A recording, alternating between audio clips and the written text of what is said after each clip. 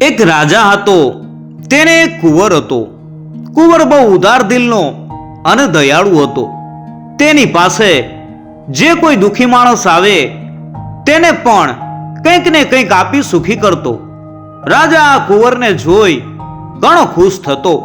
મારો કુંવર ઘણો દયાળુ છે, તેથી પ્રજાને ઘણી સુખી કરશે. હવે એ રાજાનો એક પ્રધાન હતો. એ પ્રધાનને પણ એક છોકરો હતો. એના ગુણ કુંવર કરતા ઉલટા જ હતા. તે લોકોને ઘણું દુઃખ દે, મારે, જૂઠું જૂઠું સમજાવે, એનામાં એવા દુર્ગુણ હતા. રાજાના કુંવરને અને પ્રધાનના છોકરાને દોસ્તી થઈ. એથી ઘણો ખરો વખત તેઓ સાથે રહેતા. તેમ છતાં કુંવર તો પોતાના સ્વભાવ પ્રમાણે સૌનું સારું જ કરે. કોઈ દુઃખી માણસ આવે તો તેને કંઈ આપ્યા વગર પાછો કાઢે નહીં. કુંવર તો રોજ આ પ્રમાણે કર્યા કરે છે. આખા ગામમાં લોકો કુંવરના ઘણા વખાણ કરે છે. કહે છે કે કુંવર ઘણા જ ઉદાર દિલનો છે. પેલો પ્રધાનનો છોકરો છે, એનાથી આ કુંવરના વખાણ થાય છે એ જોઈ શકાતું નથી. તે રાજાને કહ્યા કરે છે, રાજા સાહેબ, આપનો કુંવર તો ખૂબ પૈસા ઉડાવે છે. એટલે રાજા સાહેબ કહેતા, ભલે એ દાન કરે છે ને, હવે તો કુંવર કોઈ ગરીબ માણસ આવે તેને પોતાના શરીર ઉપર રહેલો દાગીનો હોય એ પણ આપી દે છે. પ્રધાનનો છોકરો રોજ રાજાને ચાડી કર્યા કરે છે, પણ રાજા કંઈ સાંભળતા નથી. એક વખત રાજાએ ઘણી મોંઘી હીરાની વીંટી કરાવી અને કુંવરને પહેરવા આપી. ભાઈ, આ વીંટી ઘણી સારી છે, તું પહેર, એમ કહી કુંવરને પહેરાવી. કુંવરે વીંટી પહેરી. સાંજે કુંવર તથા પ્રધાનનો છોકરો ફરવા નીકળ્યા છે. ત્યારે એક દુઃખી બ્રાહ્મણ, આંખે આંધળો, કુંવરની પાસે માગે છે, મહારાજ, મને કંઈક આપો, હું ઘણો દુઃખી છું. કુંવર પાસે આપવા જેવું બીજું કાંઈ હતું નહીં. એટલે એણે પેલી વીંટી કાઢી અને આપી દીધી. બંને સાંજે ફરીને ઘેર આવ્યા. પેલા પ્રધાનના છોકરાએ રાજાને કહ્યું, સાહેબ, તમે વીંટી આપી હતી એ તો કુંવરે એક ગરીબ ભિક્ષુકને દાનમાં આપી દીધી. ત્યારે રાજાને ઘણું દુઃખ થયું. અરે રે, ઘણી સારી વીંટી મેં એને પહેરવા માટે કરાવી અને તે એણે દાનમાં આપી દીધી. આવા દાગીના આપશે તો પછી તિજોરીમાં શું રહેશે? હવે રાજાએ કુંવરને બોલાવી અને ઘણો ઠપકો આપ્યો. ભાઈ, દાન કરીએ તો પણ આવા દાગીના દાનમાં ન અપાય. હવે જો તું દાગીનો આપીશ તો મારા રાજ્યમાં તારાથી રહી શકાશે નહીં. એટલે કુંવરે કહ્યું કે સારું પિતાજી, હવે હું નહીં આપું. થોડા દિવસ પછી રાજાએ કુંવરના માટે એક હીરાનો કંઠો બનાવડાવ્યો. એકનો એક કુંવર એટલે રાજાને ઘણી હોંશ થાય. એટલે રાજાએ કુંવરને આ કંઠો આપ્યો અને કહ્યું કે ભાઈ, તું આ પહેરજે, જો કોઈને આપી ન દેતો. કુંવર કહે, સારું પિતાજી. હવે એક દિવસે એ અને પ્રધાનનો છોકરો ફરવા નીકળ્યા છે. ત્યારે એક ગરીબ બાઈ, એની સાથે 2-3 છોકરા છે, તે કુંવરને આજીજી કરવા માંડી કે સાહેબ, મને કંઈક આપો. આ છોકરા 2 દિવસથી ભૂખ્યા છે. કુંવર કહે છે, બહેન, મારી પાસે કાંઈ નથી. એટલે બાઈ ઘણી કરગરીને રડવા લાગી. ત્યારે કુંવરને પોતાના સ્વભાવ પ્રમાણે ઘણી દયા આવી અને પોતાનો હાર પહેરેલો હતો તે કાઢીને આપી દીધો. પ્રધાનના છોકરાએ વેલા વેલા ઘેર આવી અને રાજાને કહ્યું કે સાહેબ, કુંવર સાહેબે તો હાર આપી દીધો. ત્યારે રાજા ઘણા જ ગુસ્સે થઈ ગયા. કુંવરને માટે મેં આટલા હેતથી આવો સારો હાર કરાવ્યો, તે એણે ગરીબને આપી દીધો. કુંવર ઘેર આવ્યો ત્યારે રાજાએ કહ્યું કે ભાઈ જા, તું મારા રાજ્યમાં રહેવા લાયક નથી. મારે તિજોરી ખાલી નથી કરવી, તેથી મન ફાવે ક્યાં ચાલ્યો જા. કુંવર બધું સમજે છે કે આ બધું પ્રધાનનો છોકરો કરાવે છે, પણ એનો સ્વભાવ ઘણો દયાળુ છે, એટલે કુંવરને કોઈના તરફ દ્વેષ આવતો નથી અને દુઃખ લગાડતો નથી.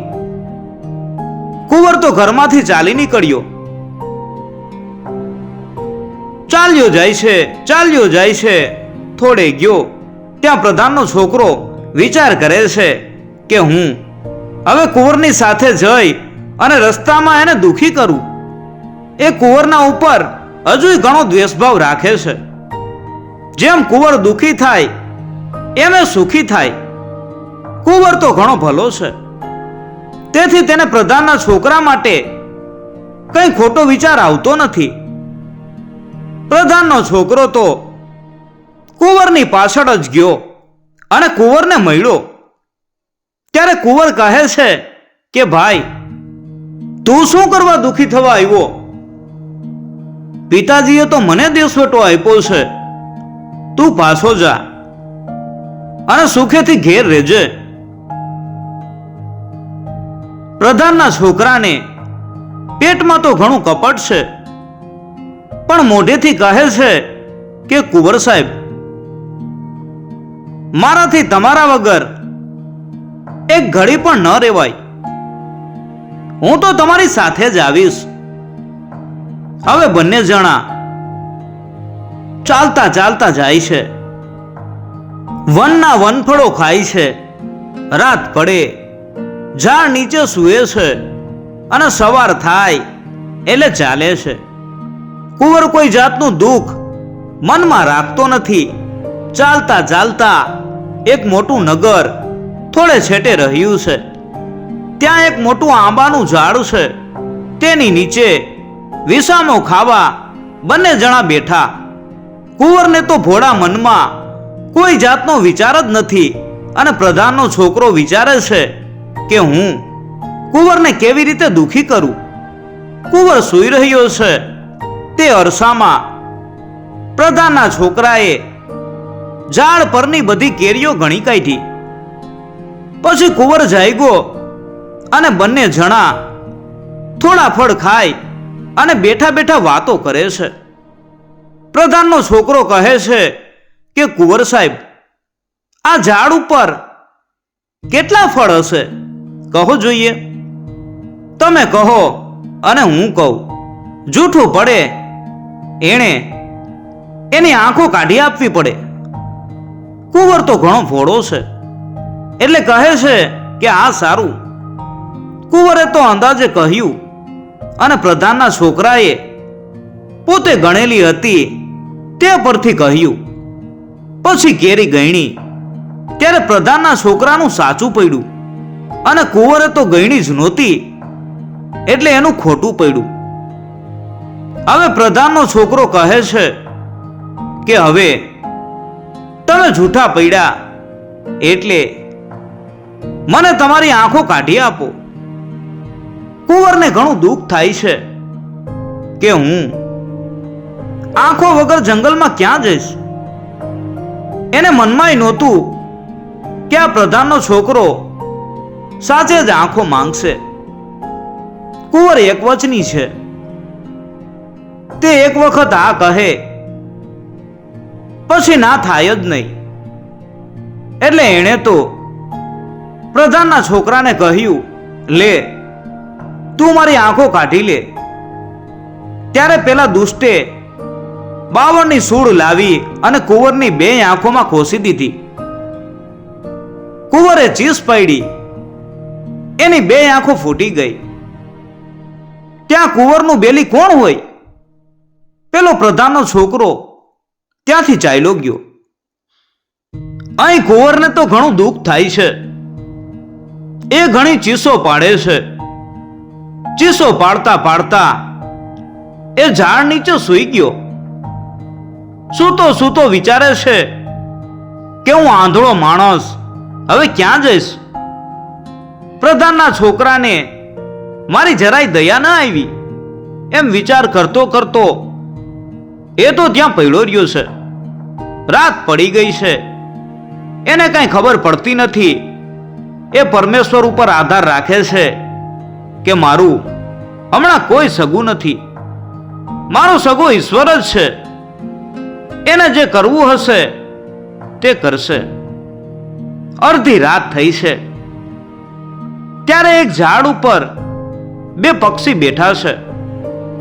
એક નર અને બીજી માદા છે. બંને પક્ષી વાતો કરે છે કે આ કુંવર પક્ષીની બોલી સમજે છે, તેથી એ સાંભળે છે. નર માદાને પૂછે છે કે તું આજે ક્યાં ફરવા ગઈ હતી? ત્યારે માદા કહે છે કે પાસે જ મોટું નગર છે, એ નગરમાં ગઈ હતી. નર પૂછે છે ત્યાં શું જોઈ આવી?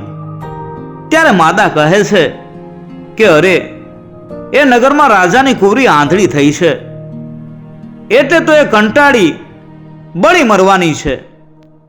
એના મા બાપ વિચારે છે કે હવે આપણે જીવીને શું કરવાના છીએ, માટે મા બાપ પણ બળી મરવાના છે.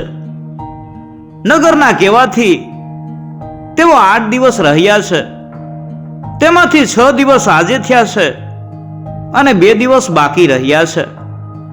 રાજા રાણી દુખી દુખી થઈ બળી મરવાના છે.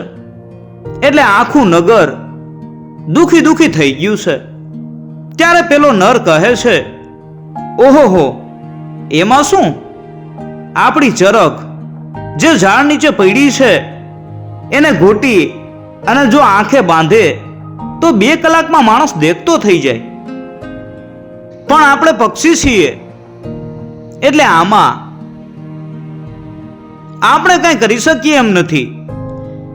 સવાર થયું એટલે એ ઉડી ગયા. કુંવરે તો સૂતા સૂતા બધું સાંભળ્યું. એણે તો ઉઠી આંખે દેખાતું ન હોવાથી હાથ ફેરવી ફેરવી અને ચરક ભેગી કરી અને એક પાંદડામાં લઈ તેમાં મસળી નાખી અને પોતાની આંખે બાંધી અને એ તો સૂઈ ગયો છે. એનાથી આંખે જરા ઠંડક વળી એટલે એ ઊંઘી ગયો. એ જાગ્યો ત્યારે તેણે બાંધેલું કાઢી નાખ્યું અને બંને આંખે દેખતો થઈ ગયો. આથી એ ઘણો ખુશ થયો. પરમેશ્વરે મને ખરા વખતે કેવી સહાય કરી. મારી ગયેલી આંખો પાછી મોકલી. પછી તો એણે પરમેશ્વરનો ખૂબ જ ઉપકાર માન્યો. આંખો આવી એટલે એનામાં જોર આવ્યું. ઉઠીને થોડા ફળ ખાધા, પાંદડા લઈ અને એક દળિયો કર્યો. બધી ચરક પડી હતી તે એણે વીણી લીધી. દળિયો બાંધી એણે તો ચાલવા માંડ્યું. ચાલતા ચાલતા એ પેલા નગરમાં પહોંચ્યો.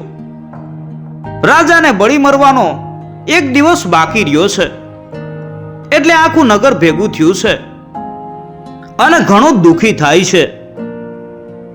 હવે આ કુંવર તો ફરતો ફરતો નગરમાં લોકોને પૂછે છે કે આ નગરમાં શું છે? ત્યારે લોકો કહે છે કે રાજાની કુંવરી આંધળી થઈ ગઈ છે.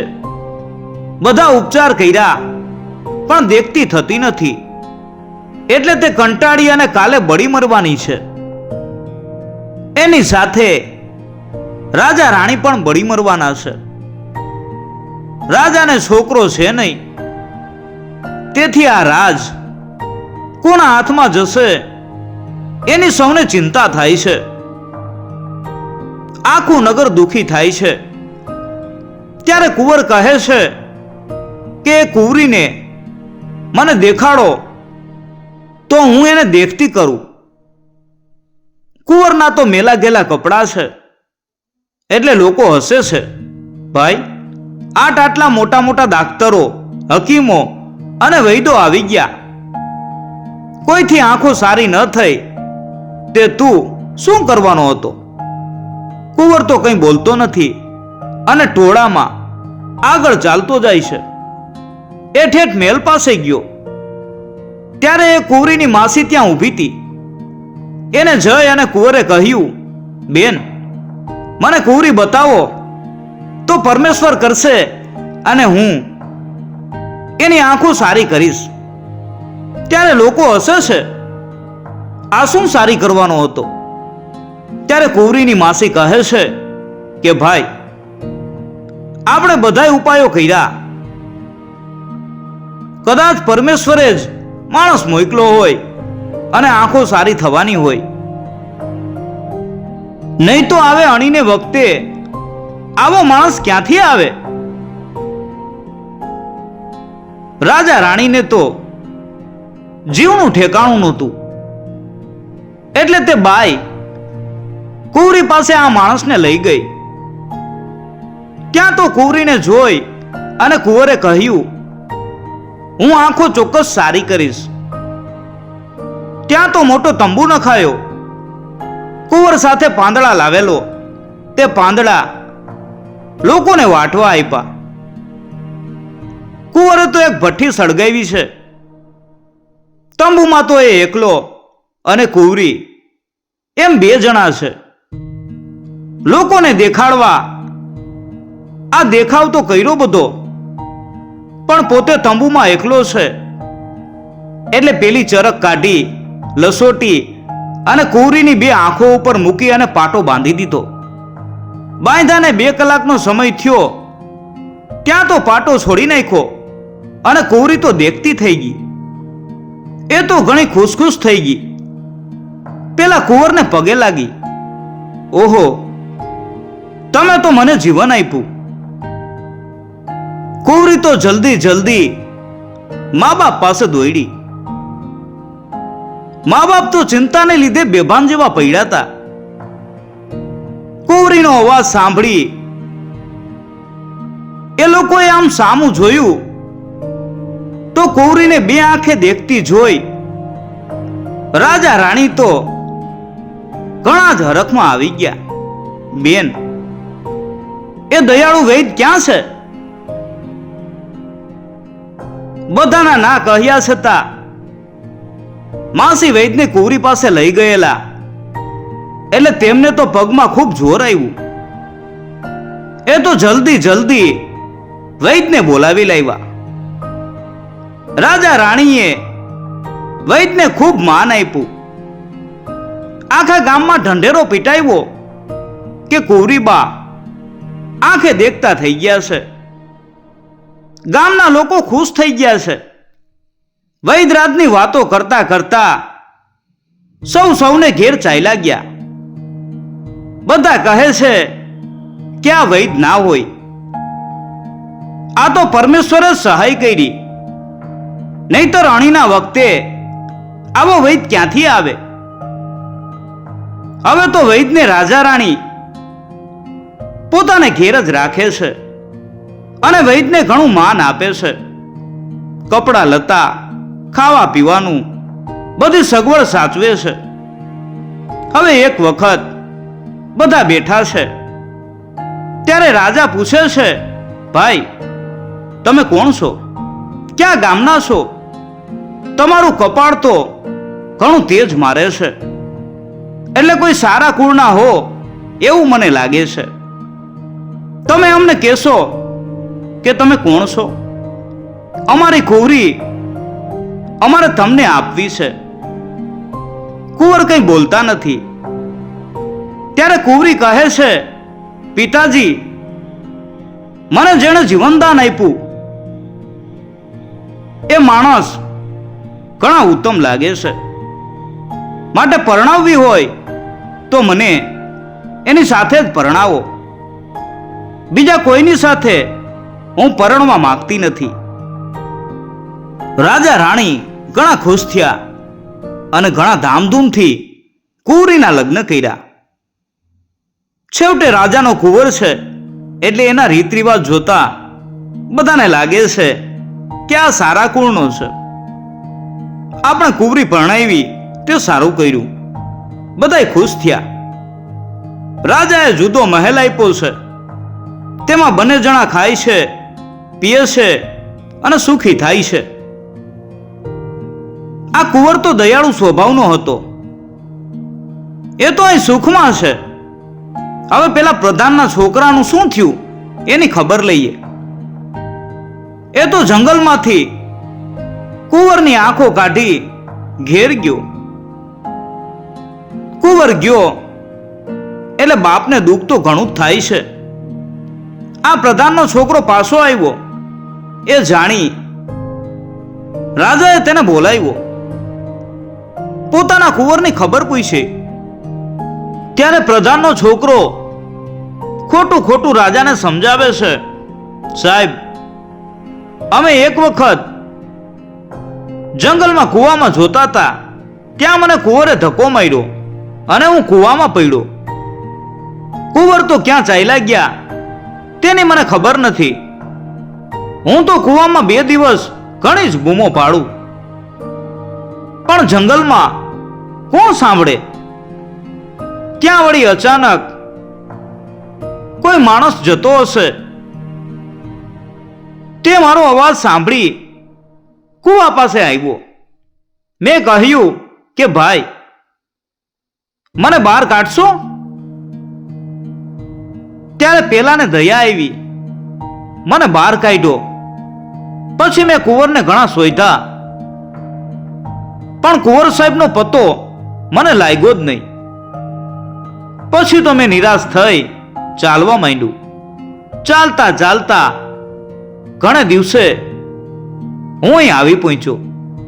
આ સાંભળી રાજાને ઘણું દુઃખ થયું. અરે રે, કુંવરે આવું કર્યું? પાછો રાજા વિચાર કરે છે, મારો કુંવર તો ઘણો દયાળુ હતો. એની દયાને લીધે જ મેં એને દેશવટો આપ્યો તો. મારો કુંવર આવું કામ કરે નહીં. તેમ છતાં સાચું શું હશે એ તો કોણ જાણે. રાજા અને રાણી કુંવર જતા દુખી તો ઘણા થાય છે, પણ હવે શું કરે? એમ કરતા કરતા ઘણા દિવસો ચાલ્યા ગયા. પેલો પ્રધાનનો છોકરો વિચાર કરે છે કે મેં કુંવરની આંખો તો ફોડી નાખી હતી, તેમ છતાંય એનું શું થયું તેની જઈને ખબર તો કાઢું. એ ચાલતો ચાલતો ઘણા દિવસે કુંવરની આંખો જે ઝાડ નીચે કાઢી લીધેલી ત્યાં આવ્યો. ત્યાં કુંવરને જોયો નહીં.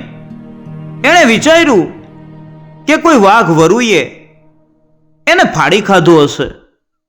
એ તો ઘણો આનંદમાં આવી ગયો. પાસે નગર હતું એટલે એને થયું, લાવા નગર જોતા જઈએ.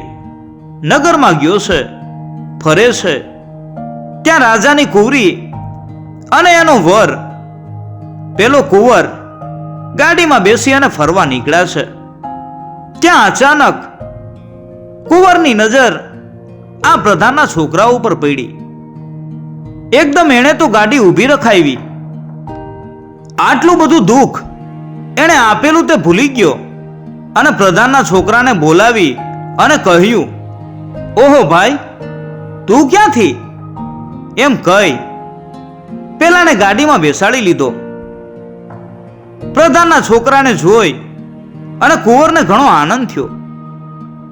પોતાને ઘેર તેને લાવી નવડાવી ધોવડાવી સારા કપડાં આપ્યા અને પોતાની પત્નીને ઓળખાણ આપે છે કે આ તો મારા મોટા ભાઈ છે. આથી રાજાની કુંવરી પણ એને ઘણું માન આપે છે. રાજાને ખબર પડી કે અમારા જમાઈના ભાઈ આવ્યા છે. રાજા તેમને બોલાવે છે, પાસે બેસાડે છે અને ઘણું માન આપે છે.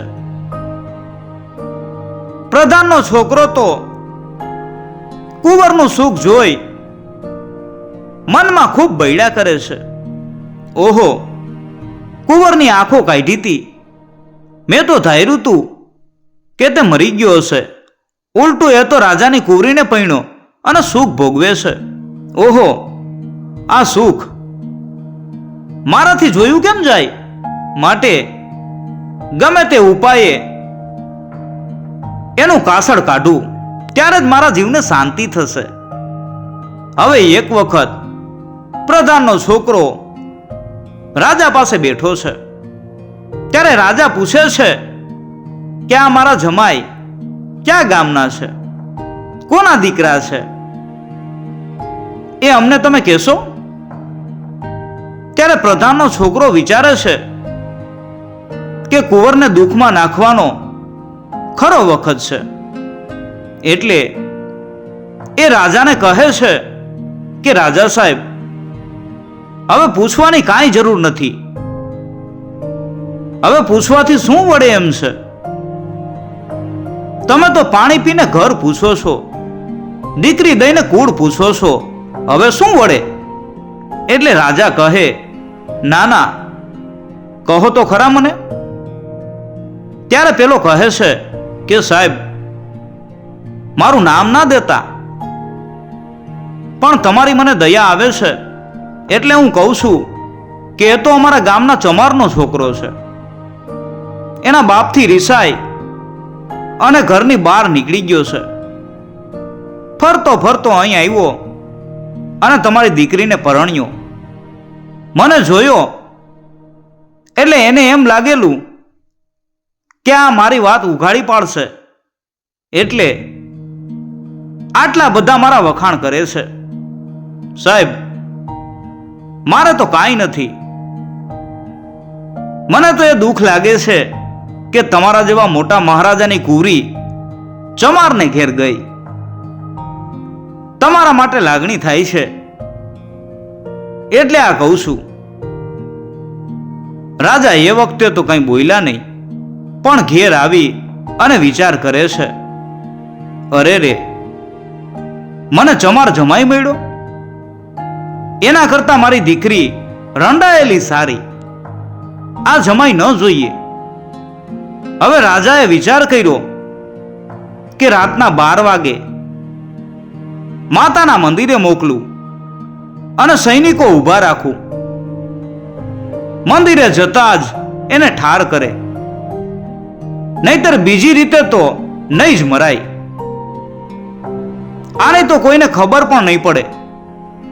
રાજાએ તો કુંવરીને બોલાવીને કહ્યું કે બેન, તારા લગ્ન વખતે મેં બાધા રાખી હતી કે ગામની બહાર માતાનું મંદિર છે, ત્યાં મારો જમાઈ અમાસની રાતે માતાની પૂજા કરવા અડધી રાતે જાય. કુંવરી કહે, સારું પિતાજી. રાજાએ પૂજાનો સામાન કુંવરીને ઘેર મોકલો. કુંવરીએ જઈ અને વાત કરી કે આજ અમાસ છે, તે તમારે રાતના 12 વાગ્યે માતાની પૂજા કરવા જવાનું છે. રાતના 12 વાગે કુંવર જવા ઉઠ્યો. ત્યારે કુંવરી કહે છે કે હું તમારી સાથે આવું છું. ત્યારે પેલો ના પાડે છે. આમ આના આના ચાલે છે. ત્યારે મોટા ભાઈ જાગે છે.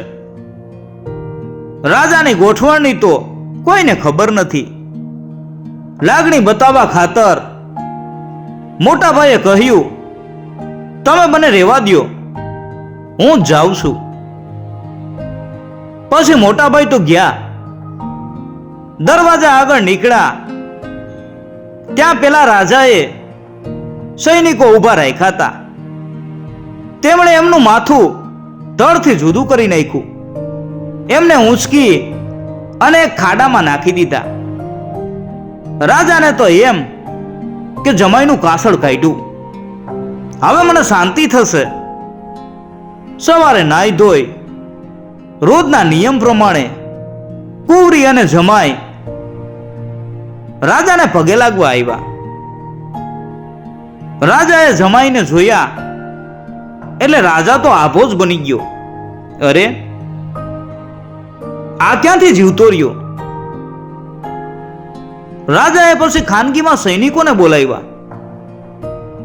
સૈનિકોએ કહ્યું કે રાતે પૂજાપો લઈને જે માણસ આવ્યો તો તેને અમે મારી નાખ્યો છે અને ખાડામાં નાખ્યો છે. ત્યારે રાજા વિચાર કરે છે કે આ જમાઈ હશે કે? એ તો જમાઈને પૂછે છે કે તમે રાતે પૂજા કરવા ગયા હતા? ત્યારે જમાઈ કહે છે કે હા, હું જતો તો. એવામાં મારા બદલે મારા મોટા ભાઈ ગયા હતા. રાજા વિચાર કરે છે કે ઓહો, આનું નસીબ મોટું છે. જેને રામ રાખે એને કોણ ચાખે? કોને મારવો તો અને કોણ મરી ગયો? ત્યારે રાજા કરગરીને પૂછે છે, જમાઈરાજ, તમે તમારી બધી વાત મને કરો, હું ઘણો દુઃખી થાઉં છું. ત્યારે જમાઈએ પોતે ઘેરથી કેવી રીતે નીકળ્યો અને શા કારણે નીકળ્યો, રસ્તામાં શું શું એને વીતું, પ્રધાનના છોકરાએ કેવી રીતે એની આંખો કાઢી લીધી, એણે કેવી રીતે આંખો પાછી મેળવી, એ બધી વિગતવાર વાત રાજાને મોઢે કરી. રાજા તો ઘણો દુઃખી થઈ ગયો. ઓહો, મારા જમાઈને પ્રધાનના છોકરાએ આટલું દુઃખ આપ્યું અને અહીંયા એને દુઃખ આપવા માટે ચમારના દીકરા તરીકે ઓળખાયો. અરે રે, મેં તો એને મારવા માટે મોકલ્યો, પણ કહેવત છે ને કે ખાડો ખોદે પડે. જમાઈ આયુષ્ય અને પુણ્યના બળિયા હતા એટલે પરમેશ્વરે જ એમને બચાવ્યા. પેલો નીચ બુદ્ધિનો માણસ હતો તે જ મરણ પામ્યો. વળી જમાઈના બાપ તો મોટા રાજા છે, હું તો ખંડિયો રાજા છું. મારી છોકરી કેટલી ભાગ્યશાળી છે કે કુંવરની સાથે વૈરી. પછી સસરાએ તો જમાઈના ખૂબ જ વખાણ કર્યા. પછી તો માણસો મોકલી એ કુંવરના મા બાપને એટલે કે રાજા રાણીને અહીં તેડાવ્યા. રાજા રાણી પોતાનો દીકરો દેશ વટે નીકળ્યો છે એના દુઃખનો વિચાર કરી અને ખૂબ દુઃખી થતા હતા. એ તો આ વાત સાંભળી ખૂબ ખુશ થયા અને છોકરાને મળવા માટે બંને જણા આવ્યા.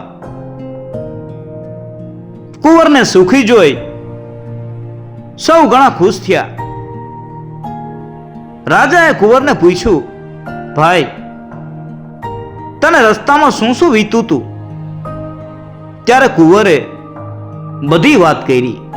રાજા કહે, ભાઈ, કઈ વાંધો નહીં, તું ભલો ને દયાળુ હતો, તે તને દુઃખ તો પડ્યું, પણ પરમેશ્વરે દરેક ઠેકાણે તને સહાય કરી. પેલો દુર્ગુણવાળો હતો તે છેવટે વગર મોતે મરી ગયો. રાજા કુંવરને લઈ જવા તૈયાર થયા ત્યારે છોકરીના બાપે ખૂબ કરિયાવર આપી અને પોતાની કુંવરીને વડાવી. હવે રાજા દીકરાને અને વહુને લઈ અને ઘેર આવ્યા અને બધા ખૂબ સુખમાં રહે છે.